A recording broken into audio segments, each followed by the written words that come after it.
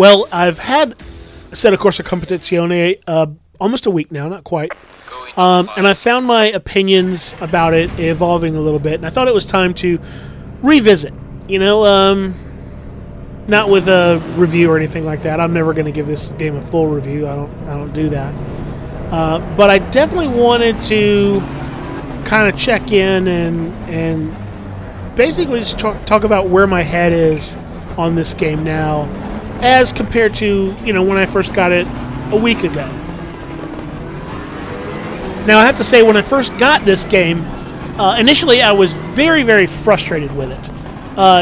You might even call what I had for it sort of an anti-honeymoon period. Whereas a honeymoon period is where you like it a lot at first and crazy about it, then you start to see more and more faults, and then you sort of fall out of love with it. I've really had the opposite experience with this game, in that the things that I didn't like about it are so upfront and so in your face, it's easy to dismiss the game for its faults. However, I think if you do that and you dismiss it out of hand very quickly, you're going to fail to appreciate that, yeah, this game gets some things wrong, but there are things that this game gets right, and it gets them very right.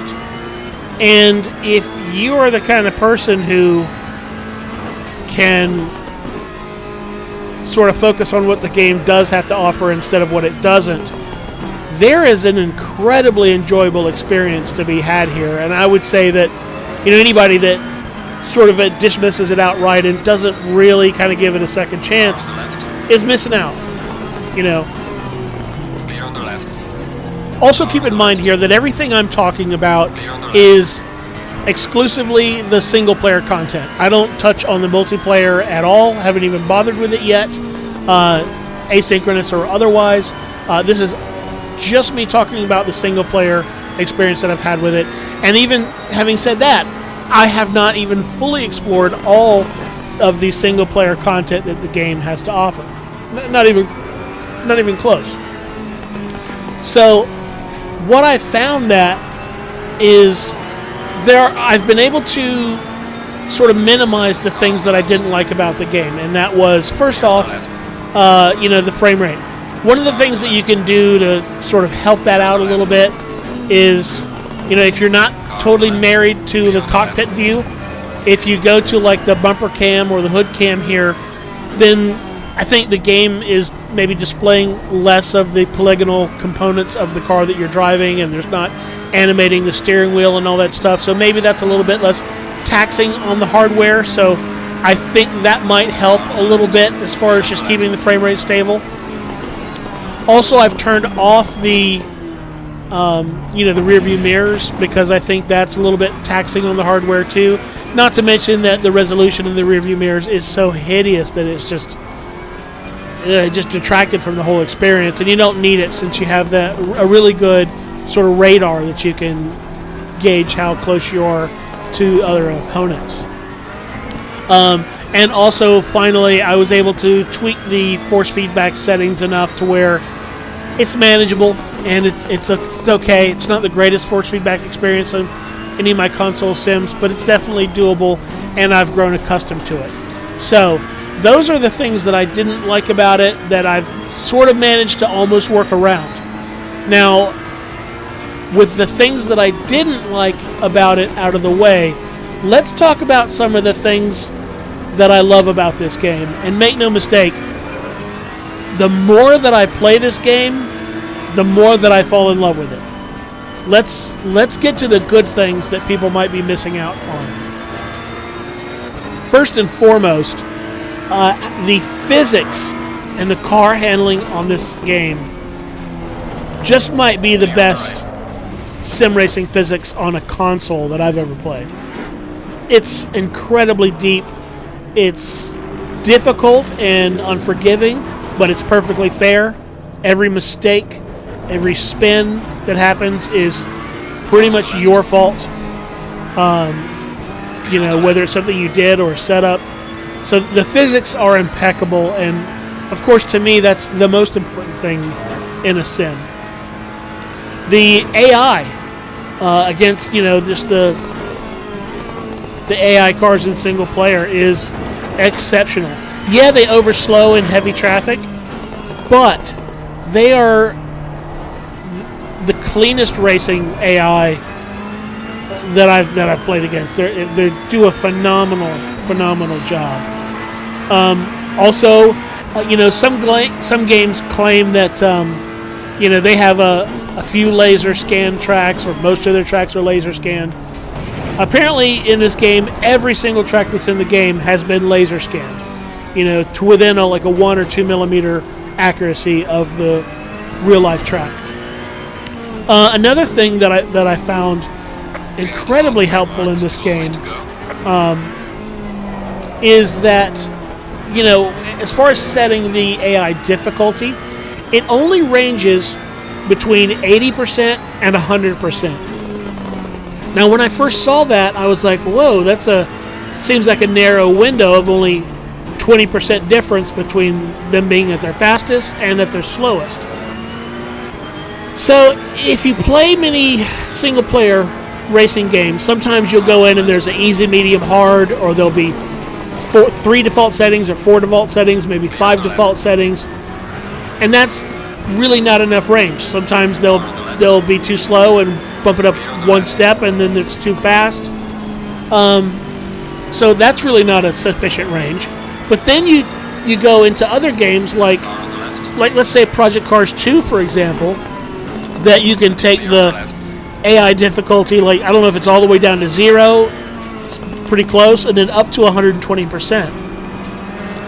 But I find that in Project Cars, depending on the car that I'm driving and the track combination, there are some times where I could turn the AI all the way up and still easily win, and times where I could turn the AI down and I cannot even get anywhere near the podium.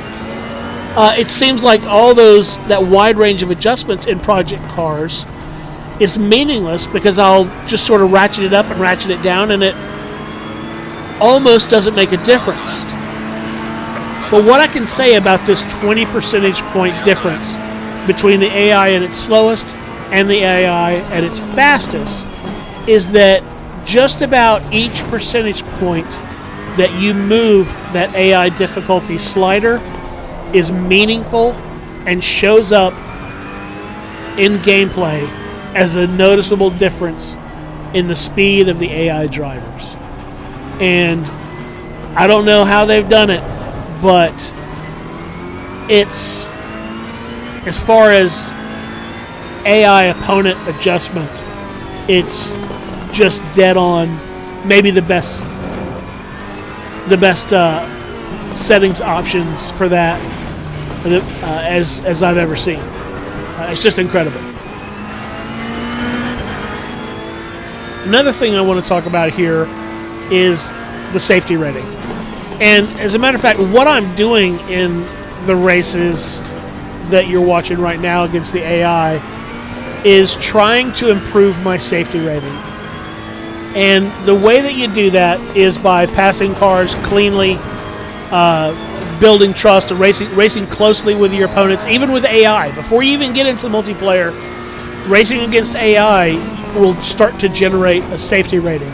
And that bases itself on how much the opponents feel they can trust you to race close with you and you're not going to make contact with them. And also that you're going to pass cleanly and that you're going to leave them enough room and not push them off the track. So this entire race here is it's just an exercise where I'm trying to pass cleanly and race closely and make as little contact as possible. And this is stressed a lot in this game, and that's a fantastic thing for a lot of different reasons. For one, this game will not even let you undertake any multiplayer until you've built up your safety rating to beyond a certain threshold. I don't even know what the threshold is. I haven't reached it yet.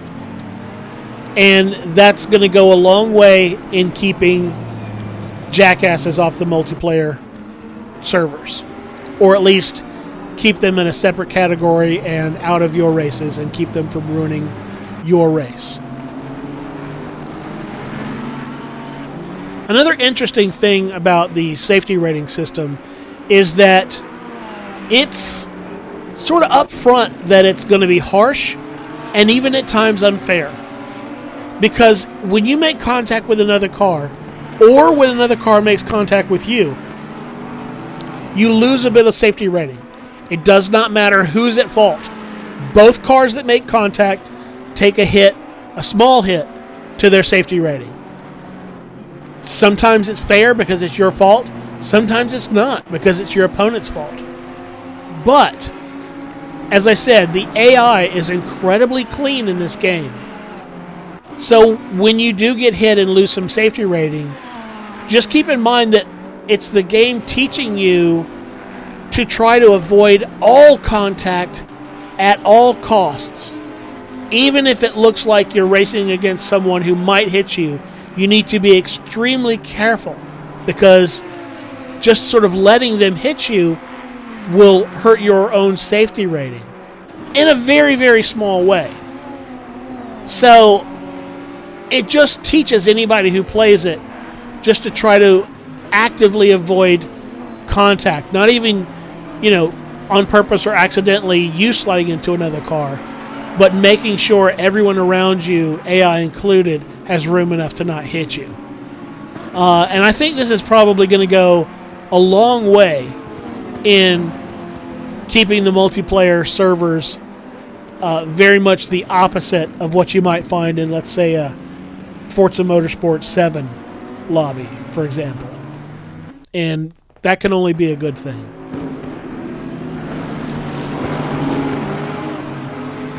Another fantastic thing that I have yet to bring up is a resource that is available to you, the importance of which just about cannot be overstated if you're a sim racer, whether you're playing Assetto Corsa Competizione or not, or another game, is that, one of the developers over at Kunos,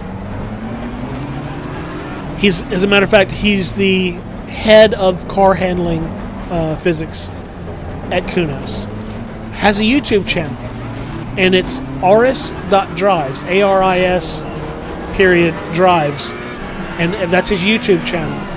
And over there, he, sometimes he'll just stream himself racing and talking about it or whatever, but he also has a series where he does a real deep dive on just sort of teaching you car handling physics, weight transfer, setups, tire pressures, just the ins and outs of sim racing that will help to make you a better sim racer, whether you're playing this game or another one. But also, as one of the developers of this game, he has a very special and unique insight to this game specifically. So tuning into his channel has been illuminating and has helped me a great deal come to grips with this game, with its handling and with the setups and just some general tips on driving a sim game. I will put a link to his YouTube channel down below this video. You should definitely check it out. It's fantastic stuff. Now, one of the things that I said earlier is that the more that I play this game, the more deeply I fall in love with it. And that is 100% true, especially when you take into consideration the fact that when I first played this game, I was very frustrated with it, could not really get a grip on the way the force feedback settings should be. It just didn't feel right to me. It was incredibly frustrating, but like I said, the more I play it, the more I absolutely fall in love with this game. So here's another thing that I want to touch on, is that I believe genuinely that is going to continue to be the case, because there are only positives that I can see in the future for this game. And I want to talk about those now. And it's 4 specific things. The first of those things that I'd like to talk about is patches. Now, I can't say it for sure, but it's a high likelihood that this game might get a patch to maybe sort of help alleviate some of its issues, and or to maybe sort of add content. I don't know that that's going to be a factor or not, but the game just came out. There's been a lot of outspoken sim racers addressing concerns, and Kunos might come out with a patch that helps out a little bit. They're definitely going to be coming out with DLC that adds GT4 cars to it.